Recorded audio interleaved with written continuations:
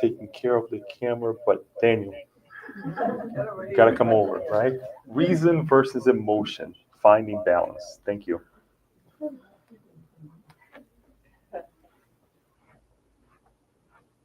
Thank you, Leo. I guess not today, right? Okay, so first of all, I'd like to apologize for the uh, delay.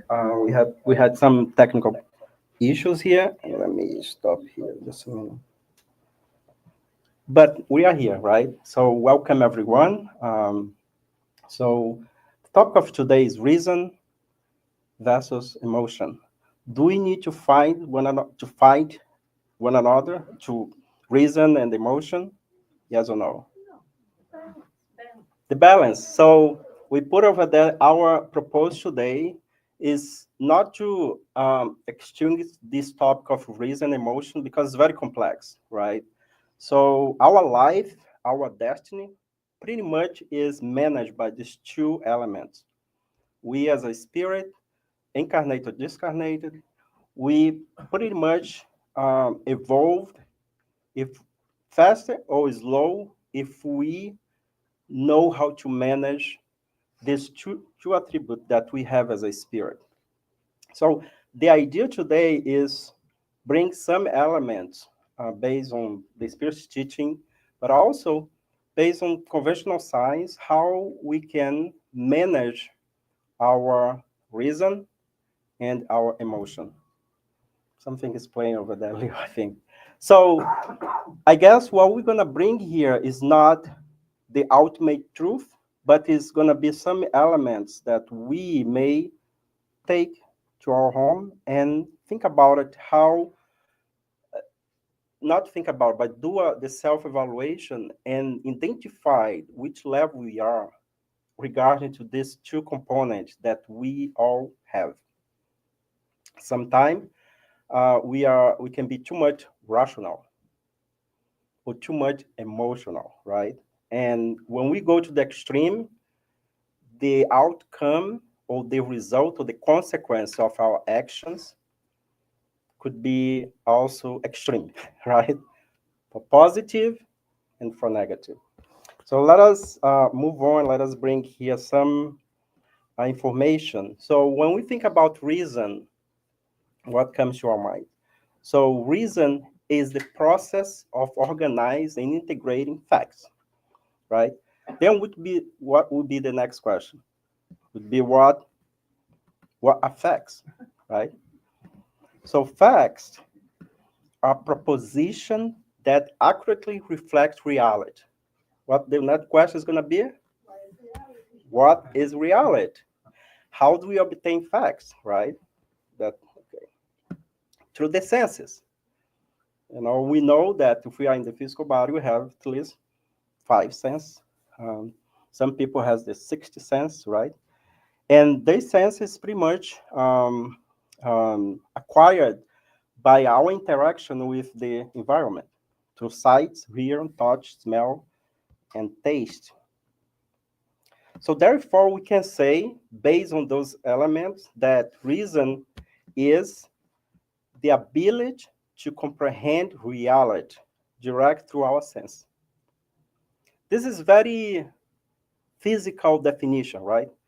Because if we depend on our sense to understand reality, the first question that we ask is someone that doesn't have, for example, hearing.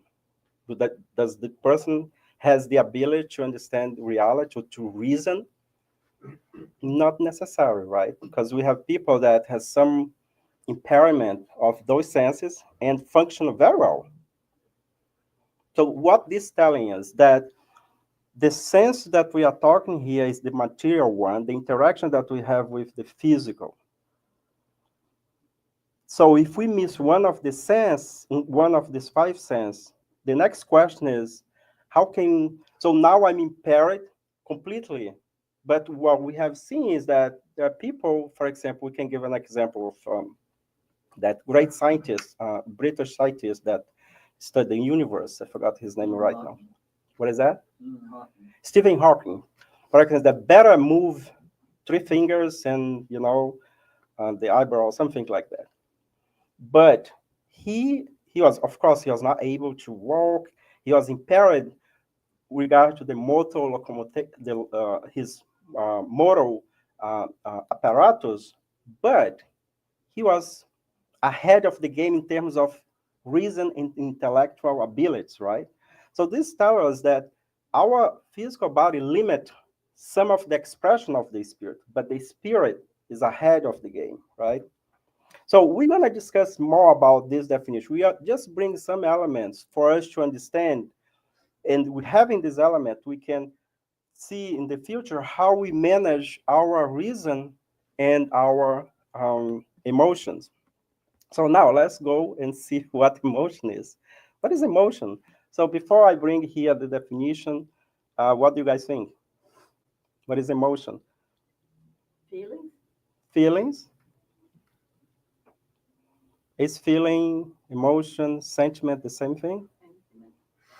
Paula? Energy and movement? Paula said energy in movement. Energy in movement. Okay. What else? Expression of the ego? Expression of the ego. Very psychological over there. Yeah, maybe. What is that? From our heart. A reaction from our heart. That's interesting.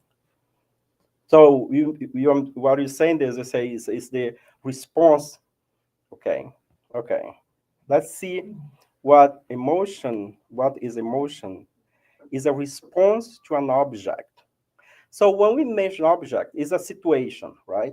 Could be a human being, could be a landscape, could be a snake, right? We all have different reaction response based on what we, is observing. So in this case, what senses we are using to define, to express our emotion, right? So how are emotion created? Is created, is generated. So what do you guys think? First, the perceiver perceives and identifies an object, evaluate and conclude, right? Therefore, emotion is not a faculty of comprehending reality. So that's very, very important definition, because what we are saying here is that emotion does not identify reality, like what's fact, what's real, right? That's why when someone lose control, like someone really go and say things that the majority doesn't agree, we say this person is too emotional, right? Because emotion by itself does not define reality. What's defining reality is fact, is reason, right? So emotion can identify but not say what it is, because if I look at a picture, for example, that picture over there, and I look um, and I have a emotion that's not the same emotion that you may have. So in that case, what's the real fact there? Is that each one of us is going to express ourselves based on our elements, our feelings, our emotion. So yeah, could be experience, yeah. In this case, to define emotion, um, we can say this is not a faculty, right? Emotion cannot tell us anything about reality, as I just mentioned. Emotion only reflects what we think implicitly and explicitly about reality. So become something individual, personal, right? That's why we mentioned about if you look at a picture, if you look at a person, for some people, you look at a person, wow, this person is beautiful, right? But if you ask a third person, maybe it's like, not so beautiful, because it's very personal. Is what that person think. Why this is important? This is very important in our society.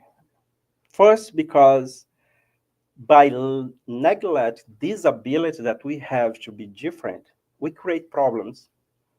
We wanted to impose our fact, our reality, in detriment of our own belief, as you mentioned, the culture that we have, the background that we have.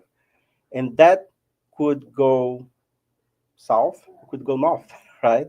So this is very important for us to understand that we are this complex element. We are spirit with many lifetimes that has experienced many events in our life, many experiences, right? And now we are put in a place that we have other spirits that also have been going through many different situations in life. And because we don't stop to reason and just act emotionally, we may create problems. It's very important nowadays that we have this balance.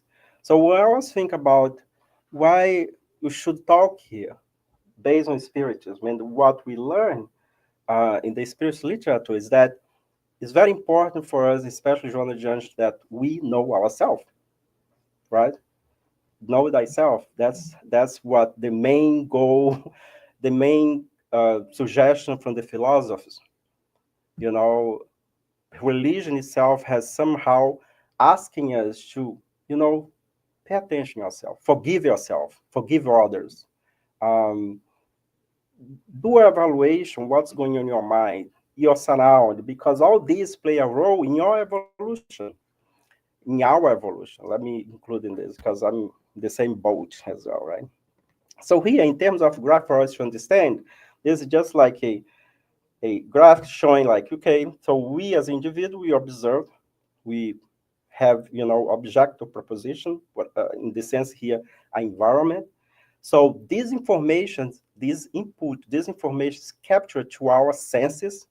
In this case here, let's put the sight, our vision, is processed in our brain, and there is a structure in our brain that do this work very well without even we worry about.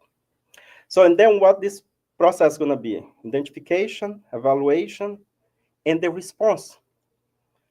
The response, in this case, could be an emotional response or could be a cognitive expression of that experience that we may call reason in this case, right? So, in terms of emotion, could be the outcome could be a happiness, feeling, sadness, could be disgust, fear, surprise, anger, etc. And many emotion. Paula, you as a psychologist, how many emotion psychologist, how many emotion we have? Too many? Remember those cards you Yeah. used to have with the names? I think I count like 70 or 80 types, different types of emotion. So emotion here is what our body will generate when we are putting in front of a situation. So emotion is purely physical, right? Physical is how the brain, how our body identify the output of emotion is physical. We feel fear, happiness, and so it is input of information and output of expression in our body. Daniel, about the spirit, what the spirit? The spirits feel emotion or have emotion? Let's say that. Feel emotion is weird, right? What do you guys think? I think so. Well, so But it's more advanced, you know. yeah, so what happened is emotion by definition is the response that we in the physical body. If we don't have the physical body, what the spirit is gonna express? Feelings. You heard when I was talking loud at home, right? So feelings, feelings. So, but it's just matter of definition, right? So at the end, it's the same. Emotion, if we are incarnated, our body generate a response, right? So we may say, and we have seen sometime when I watch TV, all the CSI cases, and you know, there are some people that they display no emotion. There is no feeling there, right? So, and neuroscience and science try to explain, doing a research on the person doesn't have certain type of neurotransmitter or something that does not codify the information. So it is possible that someone does not have feelings or emotion. It is, of course.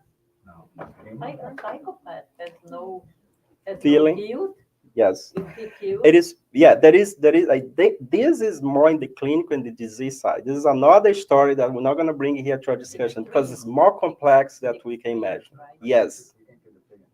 Yeah, yes, yeah, yeah. So pain, the emotion that we express, all this is a response from our physiology, right?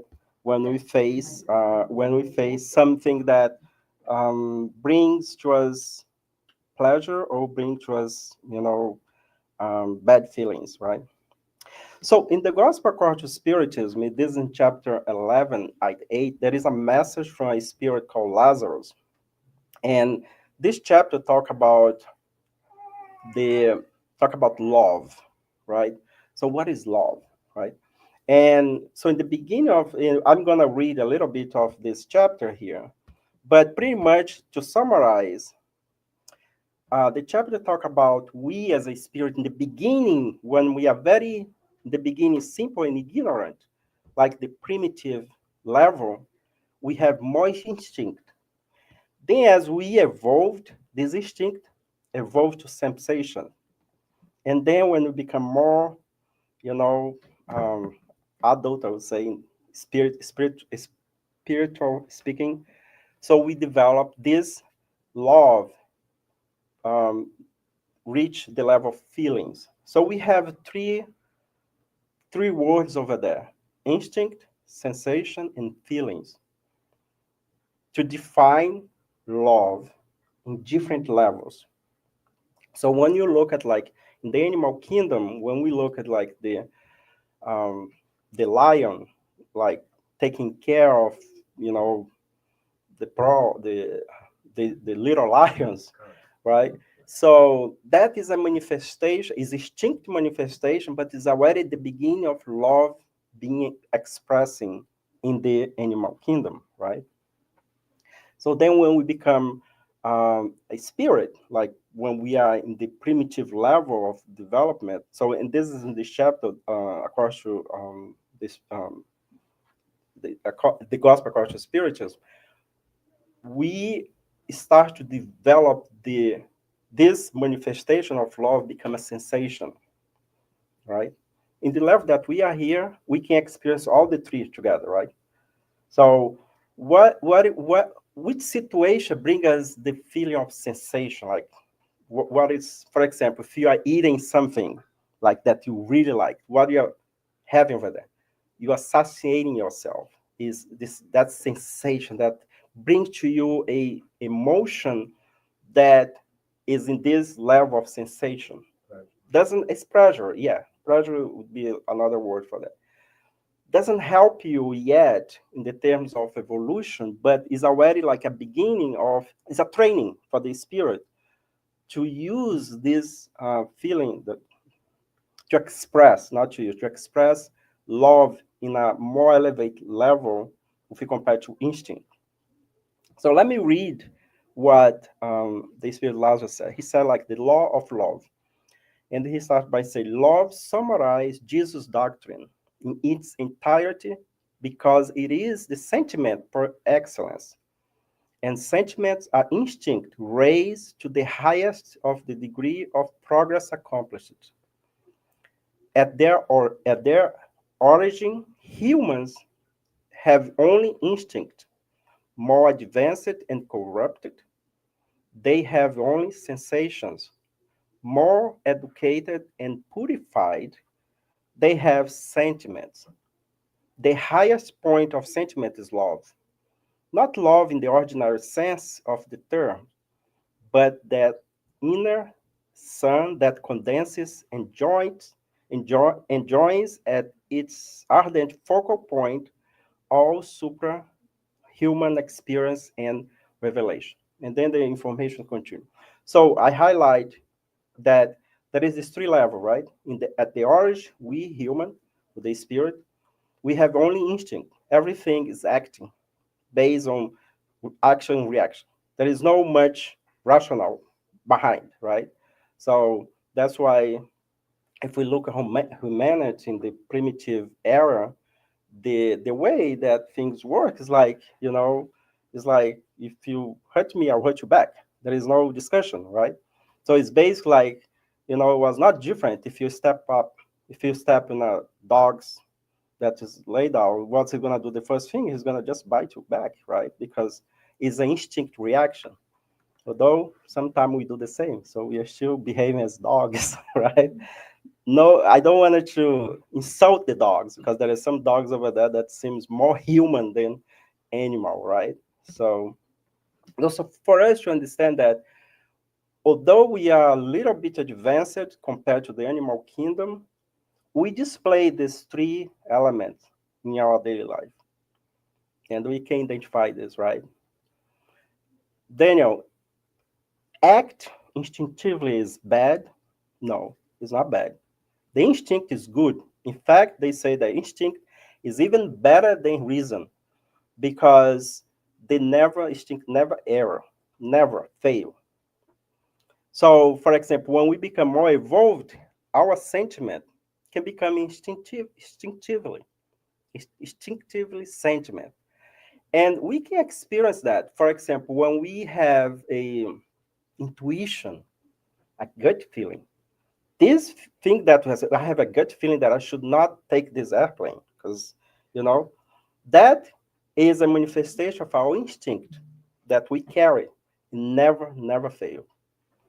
Like when a mother feel that, I should not let my son do this because something is going to happen. That gut feeling that we have, I'm going to add the father too, because the father also is a human being, right? So that is the manifestation of the instinct that we bring as we evolved. So evolution, so all these things we don't lose.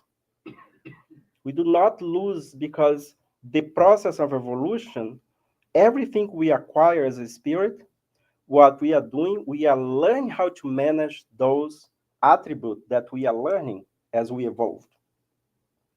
So if we are very fearful as we evolve, we become less fearful. But the fear is still there because it's a primitive emotion, it's primitive feeling that we have. What changes is the way I manage, the spirit manage or control that fear situation. So, Daniel, we are spiritists. We are not scared. We are not afraid to die. Not me. I'm afraid to die. The difference is that by knowing that death is not the end, that fear is manageable, right? So I fear death, but I get not. There is no desperation. There is no. Um, I'm trying to find a word. There is no, not desperation. There is a word for that. Yeah, it's a desperation, but it's not. Horror, terror. Yeah, something like that, right? So what the difference that by knowing you learn how to manage those feelings, or emotion, let's put emotion since we are talking about emotion here. So okay, let us move on. Um, so in the Spirit's book, question 621, a question, why I brought this question, where is the law of God written? So John here already answered, in the conscience. Daniel, why the law of God is written in conscience, and we are still not um, complying with this law? Why? Why? Like my son always complying. We are not complying. We are not putting practice these laws. Why? What do you guys think? Because we are still evolving. We did that. If we comply with all the laws of God in our conscience, first of all, we're not going to be here. We're going to be in a planet that was very evolved. And we're going to be what? A pure spirit. Angels, yeah, very evolved. So if we are learning how to do that. And that's come something that Joana de Angelis bring to us that's very important in our evolution, is self-forgiveness. Is that we understand that we are not perfect yet, and we are not, that we will make a mistake, that we will be hurted and hurt other people, that we will make decisions that really can really jeopardize our incarnation. But if we understand that everything that happened that's not positive, that is something that we identify as a negative act, So we should take that as an opportunity to evolve. Daniel, is this not something easy? Because when we fail, really we don't want to forgive ourselves. We punish ourselves, right? And Joanna Jangeli, very gracious, she asked us to. She never judges in all her teaching. What we see is that she asks us to acknowledge our failures, to acknowledge that we have shortcomings, to acknowledge that our emotion really sometimes can be bad. But then she go a little bit further and said, okay, once you identify that, go back and work on that. So she doesn't sugarcoating, but yes, Sophia is saying that's right, right? So, and that's the beauty, because when we look at Jesus' teaching, and when we look at all the teaching for all the great minds, there is no judgment. When we only us that is here, small, that judge, because all these people they never judge. I mean, I'm saying like talking about when we become more elevated, when we look at back, there is no judgment. There is opportunities, right, for us to do better, right? What else? So why are we saying this? Because all this emotion and reason has to do with our progress, as I mentioned in the beginning. And in Spiritism, we learn that progress, there is two elements in progress. That is the intellectual progress of the spirit and the moral progress, right? So, and this is called the wings of progress. And this is in the Spirit's book. There is a question in the law of progress that explains this. Question 780, because the next question is, and we have, a lot of people debate about this. What is more important, be intellectual or be a moral person, intellectual person, right? So Kardec asked the question: how can intellectual progress lead to moral progress? And the answer: by making good and evil understandable. For them, human can choose. The development of free will follows the development of intelligence and increase the responsibility of humans for their act. So here comes something very important, and I guess I highlight here.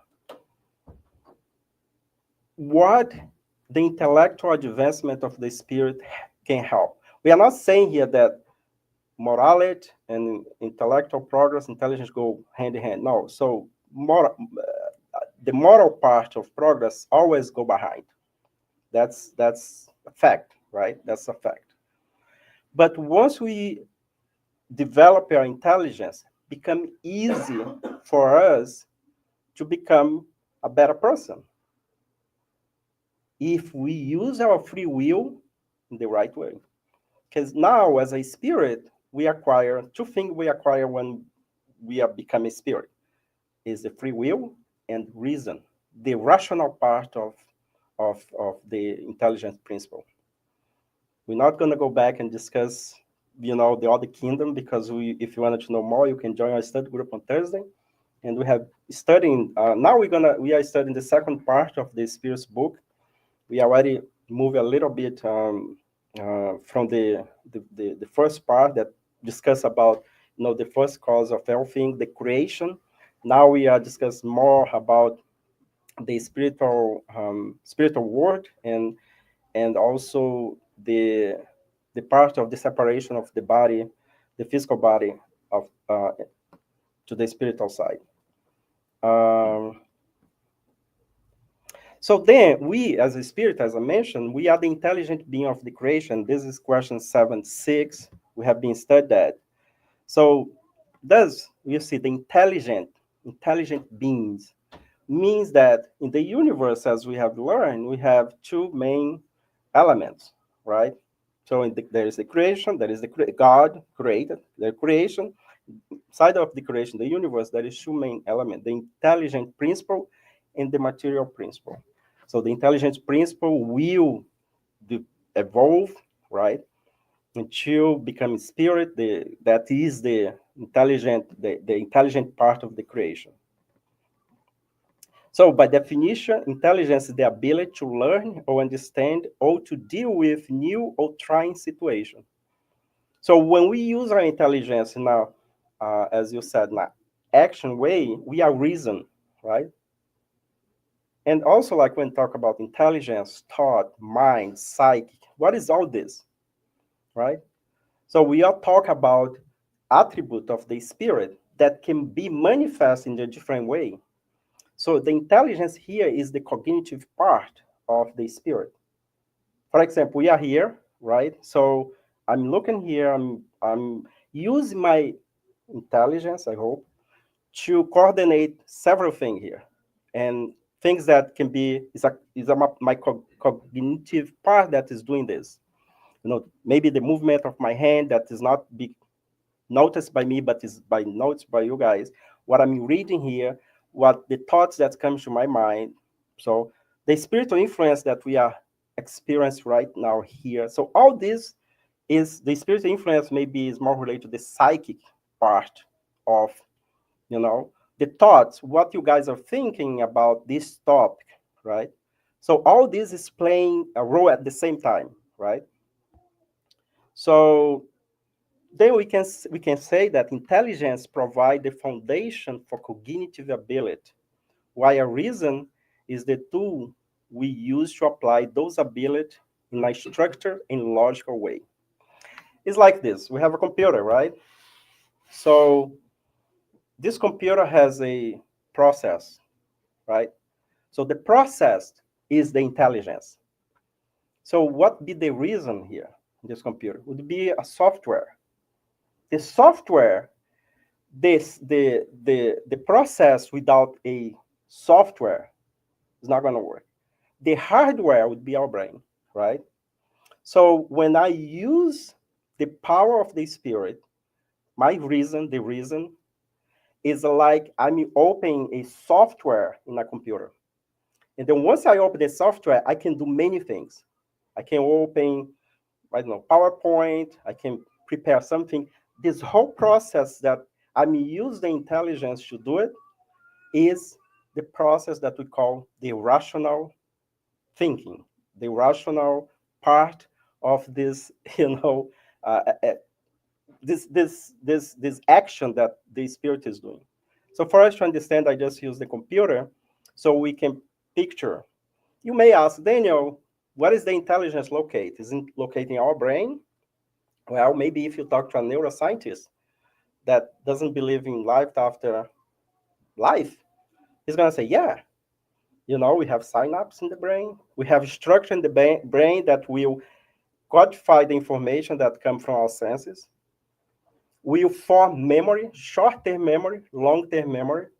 Short-term memory is going to be in the hippocampal, send this memory to the cortex, and we have long-term memory, right? Then when we talk about memory, we're going to go to another field of study because the memory can be codified based on different type of experience, right? Joy of experience, traumatic experience, um, you know, any sport experience, right? Memory is formed based on our activity, our interaction with the environment. So in this case here, we are talking about intelligence because you also may ask, how about my dog? Is my dog intelligent? Is my cat intelligent? What do you guys think? Yes? It's the same type of intelligence that we human has. No, What's the difference? a little bit less. A little bit less. I like that. I think you check out the box. Because of movie, you know what I mean? It's like go by different parts. So, and Experiences. here is the key. Intelligence, and this is, I didn't read this anywhere, but this is Daniel. Now using my reason, right? Intelligence is blind. But when we add reason, it's like we put like a glass, and then we can really, because reason is what's gonna define. It's like when the spirit asks about moral and intelligence. So we have the intelligence, but the intelligence is like if it's the CPU, but if you don't have the software, the CPU is going to be there forever. It's not going to process anything. So everything is integrated, right? So when we think about we, human being, a physical body, we are talking about these three-dimensional beings. We are not only spirit. We are a spirit that has a spiritual body that is connected to a physical body. So when we discarnate, we become a spirit with a spiritual body. But Daniel is going to reach a point that we don't have the spiritual body. Probably we're going to be the essence as we study our study group, right? But we always have, our understanding doesn't go too far to understand what would be the spirit without the spiritual body. uh, One question that we may ask is like, okay, so if we define pure spirit, we say that pure spirit, that spirit that reached the higher level, like Jesus, for example. Does Jesus has a spiritual body? What do you guys think? How did Jesus reincarnate or incarnate? Let me rephrase it. How did Jesus incarnate if he doesn't have a spiritual body? He must have. I mean, by definition, we are like using our reason based on the teaching of these spirituals to tracing back that Jesus, as a pure spirit, in order for him to incarnate in the planet Earth, he must have had a spiritual body. Now, the difference is that the spiritual body of Jesus is very, very light compared to ours. That's very, very, very dense, right? So that's the difference, right? Okay, let me see the time over there. Oh, type of intelligence. Since we are talking about intelligence, I'm going to bring three types here that has been discussed a lot in psychology field. And one is the one that we already know, the IQ. And this was well discussed in the 17th century by René Descartes. And pretty much he's used to view the intelligence as a primary a function of the mind with reason being its almost faculty, its most important faculty. He emphasized the importance of logical thinking and believed that some ideas were innate. We have nothing against that. Then, now more in the 20th century, we have Daniel Goleman that wrote books, and he's a psychologist, right, Paula? He's a psychologist, yes. And he brought this concept of the emotional intelligence. And he stated that IQ, intellectual capacity, contributes only about 20% to the factors that defines life success. And emotional intelligence contributes the rest, which means 80% of our success is related to our emotional intelligence. Goleman is convinced that virtually all emotional intelligence is learned in family, school, and social setting, and is largely developed by adulthood. We check that box as well, right? So then, more recently, we have Dr. Dana Zohar, and she was a professor in the MIT here in Boston. And she brought this concept of the spiritual conscience or the spiritual intelligence. So it's another type of intelligence. So according to her, the intelligence that makes us whole, that gives us our integrity, the soul's intelligence that is the intelligence of the deep self. In another word, our transformative intelligence. So here is very important because this three part here is very aligned with what we learn in spiritism, right? So especially when we talk about the spiritual intelligence, that is something that until I would say the 90s or the 80s, we didn't have much of this in our mainstream, science or psychology. And Paula, correct me if I'm wrong on that. This was more recently, in the last, I would say, 30 years, right? The meditating monks, yes, yes, yes. So just for us to see that as we evolved, we are the research, they are looking for something else that goes beyond our physicality, our physical uh, planet. So before this image over there, the IQ and the EQ was what all psychology, everybody believes that we are. So we are like 80%, maybe 90% of, emotional intelligence and just like 10% of intellect, right? But then we add the SQ over there, that is the spiritual intelligence. That is not, if we, it's kind of balance, bring some balance between these two.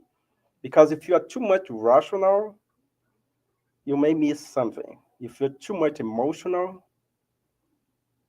the same thing apply. But when we add the spiritual intelligence, we kind of modulate these two. That's why it's very important we engage in activities that help us to see things beyond the physicality, beyond the physical body, beyond the physical world. Because make us reflect, make us think about it. Um, what if, right? What if when everything's past, I'll be still living? So those questions and this deep searching about the meaning of life is what defines this spiritual intelligence. Daniel, how can we become more spiritual intelligent? I accept suggestion because I don't know. Okay, I have an idea, right? As my son always say, I have an idea when he wanted to get something. He said, I have an idea, and he comes with his idea that is very interesting sometimes. Well, by do what Jesus has asked us to do it, right? What is that? Right? You can pray, action, good deeds. Good deeds. Yeah. Good deeds. I'm not saying that spiritual intelligence, you need to belong to a religion, a congregation. Maybe this help, right? Come to the spirit center, go to a church, do some type of meditation. May happen. But at the end of the day, it's not this being here, study the books. If we don't put this in practice, doesn't count. Is the actions, is the good deed, right? Small thing that have great impact in humanity or in your own life, right? So that could be inside of this spiritual intelligence. Sometimes you don't even need to reason. We just do because it's the right thing to do it, right?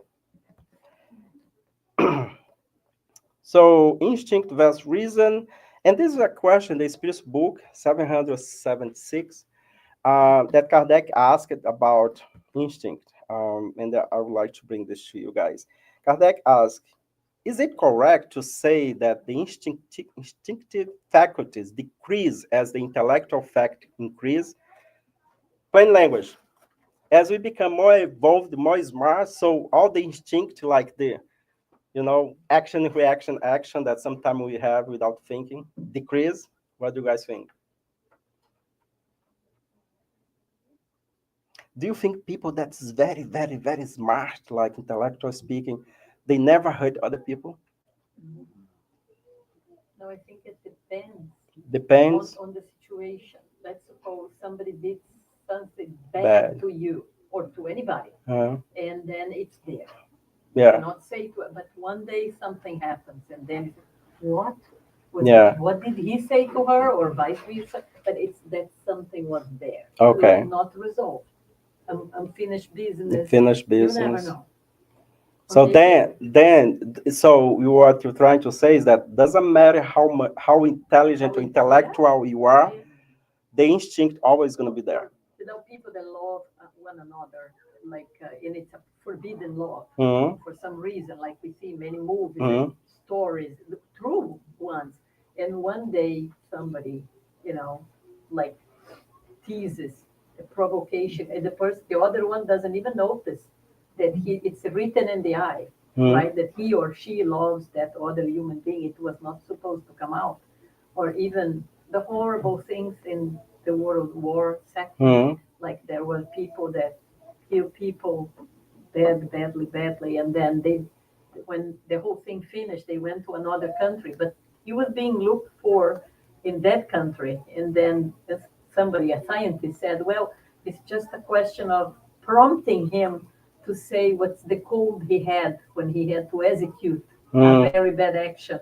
And they got the person like this, the murder of many people. So I think mm. it's there. It's Yeah, there. But all you need is be provoked, like teased, and then boom. yeah. That's in the level that we are, right? Yeah. Yeah. Now, let's bring some element. Thank you for bringing this. Like Jesus. What Jesus did when he was provoked, when he was. So that's our guiding model. So we are not there yet. But what we do right now is that, right? So we hold those things and we act sometime by using our instinct. So let's see what the Spirit said. It said, no, instinct always exists, but human neglect. Instinct can also lead to morality. Hmm. It almost always guides us, sometimes more surely than reason. It's never errs. That's what we mentioned at the beginning. Some instincts are necessary, for example, if you're driving, you are in a situation that you need to get out of the situation. Yeah. Your instinct Yeah. is gonna kick. Yeah. So as you say, instinct is part of evolution. Even Jesus has instinct, but the instinct of Jesus was a intuition to always do in a level that only pure spirit can do it. You know what I mean? So, for example, let's compare ourselves, and this is one of the things that when we ask, like, what's the distance between us to comprehend God. So what is the distance? To measure this, to have a reference point, is the same distance of a dog to understand us. So that's the same distance. So a dog, in the morning, you get up, you go to brush your teeth, the dog is look at you, he doesn't understand you why you have to brush your teeth. You dress, he said, why this person is put. The dog is always happy, right? Surround you. Now, if the dog wanted to go and pee outside, so what you have to do it? You have to walk the dog, right? If you don't, the dog becomes very impatient. That's the instinct, right? Kicking all the time. You, if you wanted to, go and pee, if you are driving, you can reason, okay? You can calculate. Well, maybe I can hold myself. A dog cannot because they act by instinct all the time. We have already acquired reason, right? But in terms of us to understand God, it's very abstract. The understanding of God for us is very personal, and we cannot even define what God is. The same thing, a dog cannot define why we need to go to work, why we need to put food in the refrigerator, why we need to cook. He or she or the dog, the animal in that level cannot understand that because it doesn't have yet the component that only the spirit is going to acquire. That is reason. But the instinct in the dog, the instinct on us is the same. The instinct in Jesus is the same. The difference is that the output, how Jesus would manifest when he was putting himself in a situation that in any one of us here, we're gonna scream or we're gonna fight back, kick, shoot, right? That's what we're gonna do. Is the defense mechanism, right? As Johnny mentioned, we have the defense mechanism very accurate, but Jesus used other way to defend himself. Then why Jesus did that? Because he have the certainty that life, the future life exists. And no matter how many books we study here, spiritists, we have not the certainty. We just like, I think there is life, but I don't want to die, right? I don't want to die now. So this tells us that we are still very far away from the level of Jesus in this case. Yeah, there is nothing wrong. There is nothing wrong in the example that you said. I'm just bringing like three different approach here: the animal kingdom, our level, Jesus level. Animal kingdom, our level, human kingdom, Jesus level. Jesus has a pure spirit that is like the angelic level, right? As Alois mentioned. So other thing here that's important, that's in the Spirit's book, question 905, morality without action is like the seed without the sowing. What use what use is the seed to you if you do not make it grow in order to feed you? Very, very true, right? It's like, what's the use of the computer if I don't have any software? And sometimes I have the computer, I have the process, I have the software, but the element that's using the computer is not so elevated to know how to use the intellectual, let's say, not elevate. Let me rephrase it because I know that we are in different level that is not didn't learn yet how to operate the system, right? Yes, yes. I don't want to offend anyone if if you have challenge with computer. So in another word, progress is inevitable, right? So no matter what, we will push at some level to move on, right? To learn and to learn how to manage, our instinct, our intellect, our reason, and our emotion as well. Okay, to finalize, okay, this is something very interesting that is in the Gospel according to Spiritism, chapter 3. There are many dwelling in my Father's house. So that when Jesus mentioned about the universe being, a place that is inhabited. So why I'm bringing this to just for us to, this is like kind of like a review to what we have been studying here, that we are in a different level of evolution, right? So we already went through the primitive level. We are now in the trial and reconciliation. That's why Jesus said to us, reconcile with your enemy when we're still walking.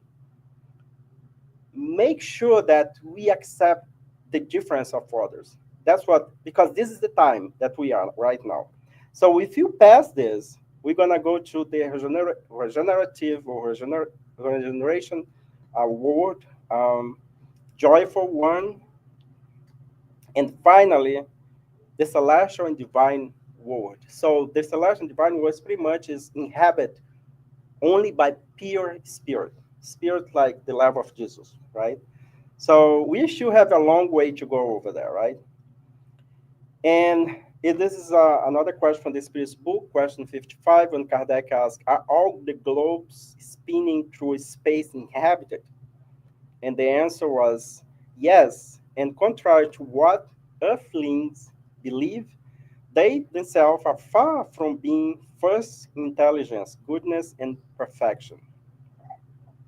So that's saying, like, if we compare ourselves to other, you know, planets, um, we are we are headed here, but and there, and vice versa. We have other planets that is in the primitive stage, others that's more evolved. But at the end, the creation is harmonical, right? Although when we look at our planet, we may think, "Wow, our planet is going downhill," right? I mean, from the it's like when we are.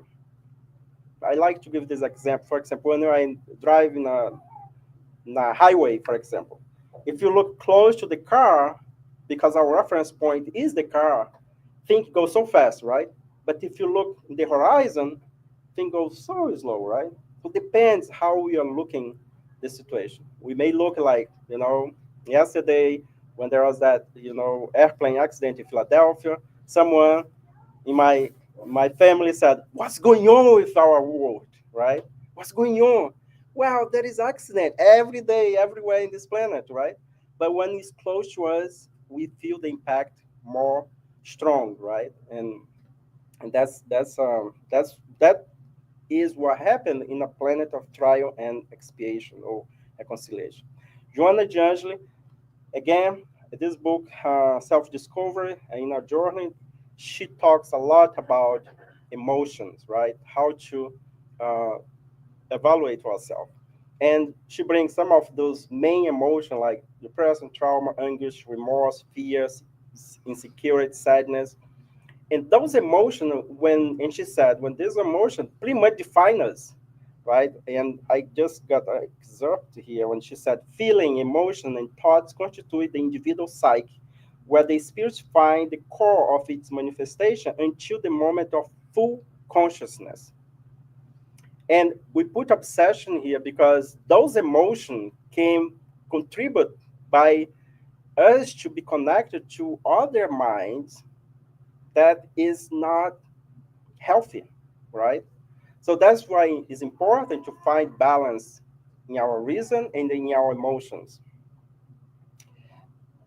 So little bit take home tips. To tell the truth, I don't like much tips because it's very personal, right? Especially when we have like 9, 12. So, but I brought some of you to you guys here that is suggested, right? So self-awareness. We are spiritual beings, so we need to use our reason to always think, I'm a child of God, and I'm a spiritual being.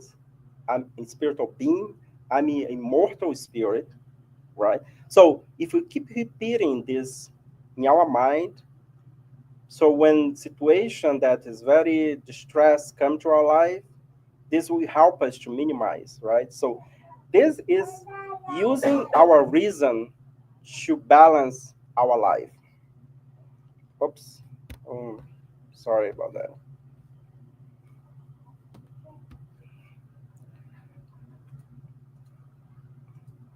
Oops. Something happened here that I cannot. Okay, got it. Manage emotion effectively by cultivate noble sentiments. So this word effectively is very personal, right?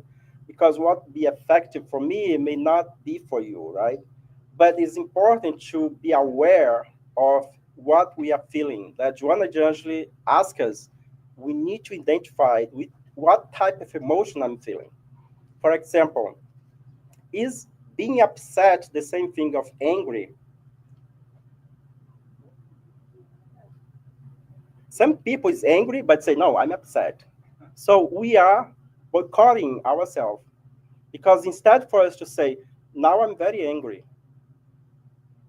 but I want to shoot a question, oh, I'm upset. That's okay. It is not okay. Stop, right? So if we identify those emotions the way that they are, we are true to ourselves and we are true to the other. But what our society teaches, you know, be careful with sensitivity. You are like, no, you need to be respectful and say, hey, I'm angry. Can we stop? I'm upset. So what is the difference be upset or angry? This is English language. I don't know, Paulo, maybe you can help me over there. Because I don't know if you have this in Portuguese. Do you have like, eu tô zangado, eu tô chateado, chateado, eu tô zangado. I think one is more Soft, right? yeah, it's subtle And the other one is, temporary, Yeah, tô chateado. But guess what? There are people that stay chateado for the rest of their life. People that are angry for the whole life. They Yeah, were born exactly. angry and they are gonna die of anger. Yeah. So no, I'm saying this, guys, because sometimes I even don't know what type of emotion I'm feeling, right? And Sometimes some what you people feel. So momentarily. I don't know. Some people momentarily they get angry, And but they, then yeah. you know what? Forget it, and they go on. That's why the self-awareness is the first one here. Read other people's feeling accurately. Here there is something that I have a problem with that. How can you read other people's feeling if you don't know how to read yours? That's why reason come in place. That's why it's important for us to exercise our reason, this cognitive action that, okay, I saw that Chris was a little bit sad, but instead of create a story, I can approach him. Instead, I go home and create a story about his life that's not good. Get, hey, brother, what's up? Is that it's something that I can do it? I feel that you're a little bit. And Chris, if you are sad, you say, Daniel, I'm very sad because of this. That would be the ideal situation. But while we do it, we just like, no, I'm okay. It's fine. I'm just a little bit. But there is a line that's very difficult because if you open the line, then the person may go a lot, right? So to find this balance, that's why find balance.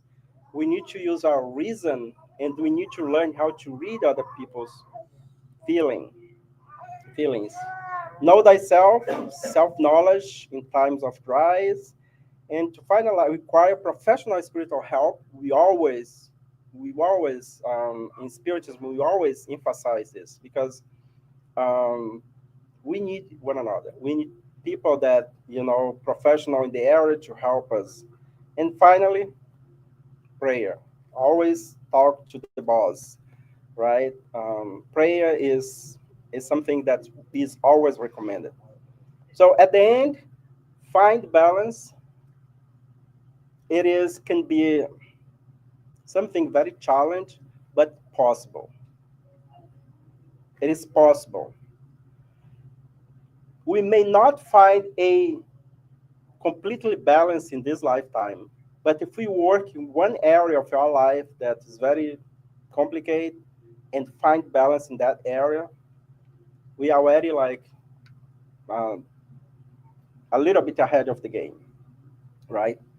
One thing that we cannot do it is the judgment, the blame outside of our own personal life. So that's very important because at the end of the day, when we go to the other side, when our mentor come with the book and say, "Hey, Daniel, let me look at here," I cannot say, "Oh no, because of my wife, because of my daughter, because of my neighbor." We cannot say that because the question is going to be answered by whom? Oh, by our conscience, right? Because that is the law of God. The mentors, the teachings always help us, guide us to find the best approach for us. And we can customize the way we can live our life. Customization, right? We can customize. We can put boundaries. We can identify our limitations. We can open ourselves, our house, right? In the sense that, I'm ready to help. Or we can close and say, I'm not ready yet. But let's be true with ourselves because that will make the difference. Because later, our conscience is the one that will speak louder. It's not going to be God. It's not going to be our mentors. It's not going to be anyone but our conscience. And I think that's why this top find balance is very important for us. I'm saying this to me myself to myself first, and then share with you guys here. So with that, guys, time's up. Few questions for us to move to our next step here. That's our passes. And I will open the mic. Leo, I don't know if you have anything over there, but you can use the mic. Want to start here, you want here first or here? What would be the more challenging in the reading that you've done, preparation for this talk? What was in the literature the more challenging emotion or feeling for human beings, or while we're, or souls or spirits? Mhm. I think there is no one single challenge. There is several challenge that because this is more personal. I think one of the big challenge our society have is forgiveness. And when we say forgiveness, it's like the self forgiveness first and forgiveness because we live in an environment of polarization because there is no forgiveness, there is no understanding, right, from both sides. And we say this is not to say politically because it's not a place to talk political. It's about our relationships because what happened in the outside is a reflex of what happened in our family cycle, in our people that's close to us. Because if we know how to deal with those that around us, become easier to deal with those that is not close to us. And I think the kissing, I mean, like, I wouldn't pick one, but the lack of understanding has been one of the things that has been a great challenge for us and for our society. Majority of the time, we wanted to be understood. Yeah. We wanted to be understood, but we don't want to make any effort to understand the other side. And then I bring what Luis said, because everything there is a history behind. There's culture, there is, the way that the the person leaves, or that environment. I'm not justifying, we are not here justify bad habit or bad action, but at least if we put ourselves in a position to, okay, let me understand why this behave or this person is coming from. Let me understand why I'm acting like that. So I think this is like elements that is very, I would say, is the foundation for us to it becomes as you mentioned a challenge because we don't stop to think about that, right? So I don't know if I answer your question, but um, Well, I have a follow-up comment. Yeah, and then I'll go stop ahead. talking. So I would think because, and I think it's in the gospel, they tell us that pride is what keeps us furthest from God. And Joanna says in Existential Conflicts, the book, that the emotion anger is highly tied to pride, if I'm Pride. not mistaken. So, not to say that that's one of the worst ones by any means, because all emotions are complex and we are complex individuals. But it just came to my mind. But no, so pride and selfishness is the root, right? Is the root of all other challenge, how problems that we have. So I just brought something very superficial that is that we can do it. Can we can manage if we want to, right? But it is a training. Everything is a training, right? We don't learn things like overnight.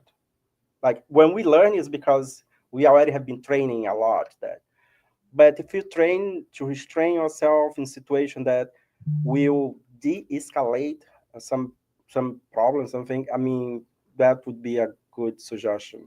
But at the end, it's up to each one of us. Leo, thank you, I just Kirsten. want to bring Alba's question from the web. She says, "Thank you, Daniel. A lot of excellent information."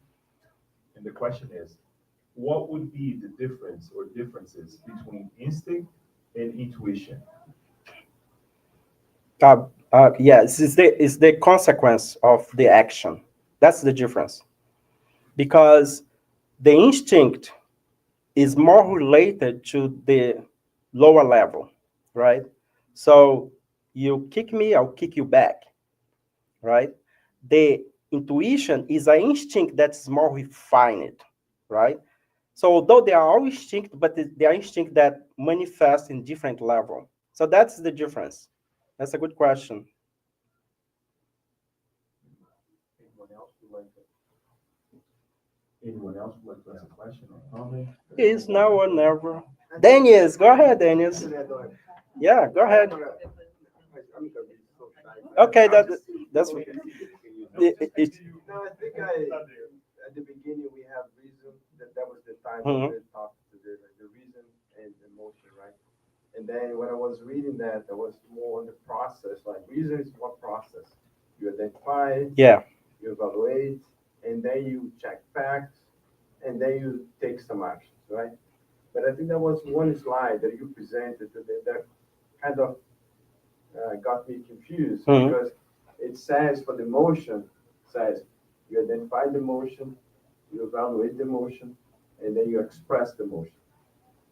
And then that was the opposite side of Okay. thought process at the beginning. Yes, I will explain that. I see what. You see what I'm saying? That's the danger to have a scientist in the room because No, he's gonna because get as a logical, perfect. I thought, oh, I was not Yeah, expecting that. perfect. Okay, so let me explain this. Yeah, thank you for bringing that. So I'm gonna be a little bit technical here to explain this because let us go back to ourselves, human in a physical body. So how the how emotion is processed, right? It's like this because there is. So I see a snake. The image of a snake will go through our eyes, go to a part of the brain that called the limbical system. What is the limbical system? It's a structure that is in the middle of our brain that's formed by three other structures, right? That we call hippocampal, amygdala, and hypothalamus. So I'll mention these three. So hippocampus is responsible to codify memory, short-term memory. The amygdala will process information, like you identify this is something dangerous, right? And the hypothalamus will help the amygdala in this process. Until there, everything is instinct, is not reason yet. So we like the first feeling is, so the emotion is codified, not reason yet. It's codified in that area of the brain. So I mentioned analyzed because then you're confused because reason is the one that do that, right?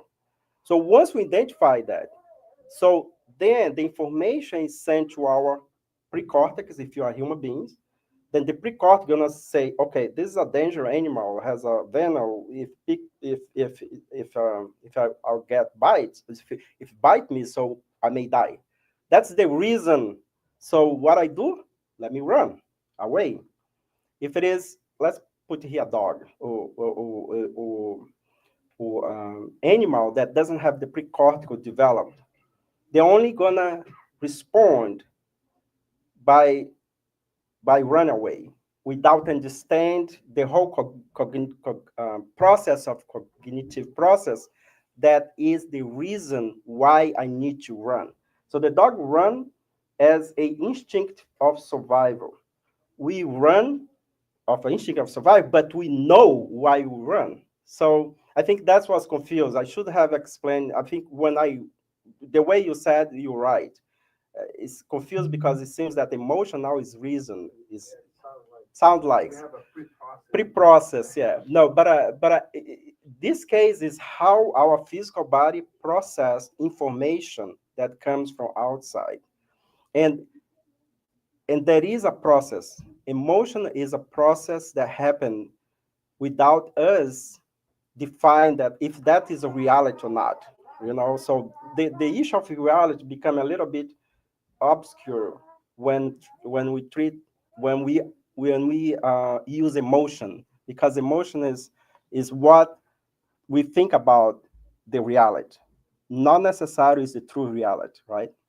So I hope I clarified that. Thank you for, yeah, that's a good point. Great. What else? I guess we have advanced a lot here. Let us move on to our um, passes now. And Leo, for people that's watching us online, thank you so much for being here. I don't know if you have any other comment over there, but I'll be happy to answer into later. No comments. Thank you. Okay, great. Thank you, everyone. I hope this was, you know, I don't know, bring some enlightenment to you. I mean, like, when I was reading this and studying and read the Spirit's book, bring great insights. Joanna Jungel as well. I read one of the chapter of this book yesterday and said, wow, she's really like good on this thing. And I wanted to share this with you. I hope you guys um, can bring some of this information to your life and find balance, when you use your reason and emotion. Um, let's start today. So let us turn off the light and prepare ourselves for the passes. And I'll do a little bit visualization here just for us to suit our mind